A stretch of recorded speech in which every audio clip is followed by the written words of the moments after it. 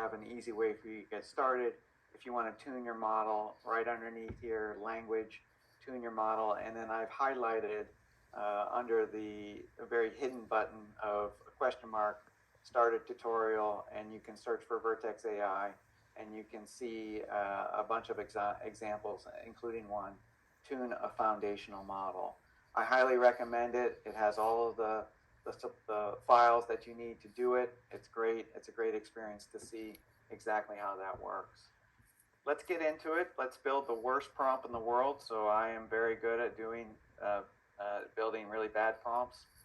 So in this case, I'm giving the LLM no feedback or no instructions, and just asking it a zero-shot question, and it did a decent job of responding. However, what I try to do with public sector customers is show how they can govern and control the interaction.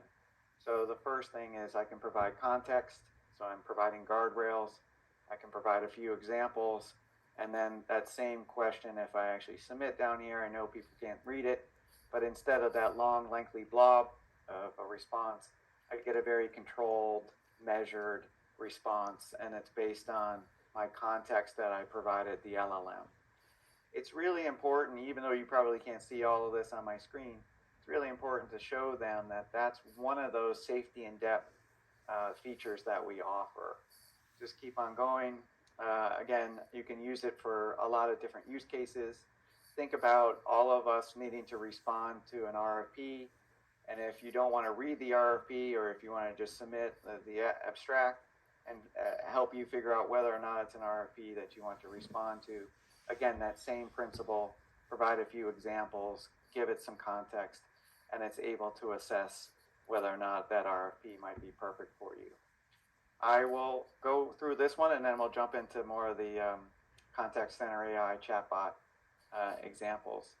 The last piece I'll show you is two. That one is the temperature. So if I have a use case that I want the model to be a lot more creative, I can increase the temperature here.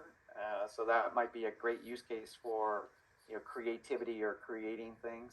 But if I want just the straight answer, I don't want it to mess around, I can even maybe even do a little bit higher. The sky is blue or vast. You can change the response by the varying the temperature, which allows the model to be a little bit more creative. Last but not least, I wanted to show some of the safety features. So if this apologies, if it offends anyone, I told it to write and to generate some polite curse words. In this case, if I want to control the interaction, I can say instead of block few, block most, and submit again the question, and it will respond saying that unfortunately that's an inappropriate response. Giving the practitioner, whoever builds these applications, again, governance and layers of that governance. For all those who want to get started, you can use Bard, so Bard at google.com. You can do everything that I just did here on your own, so just go ahead and try it, and if you want. For this, I'm going to get into a little bit more of the specific CCAI and chatbot interaction. So I built one on Google Store, and we have lots of examples, but I'll just start with one from Google Store. So a typical chatbot, has an interaction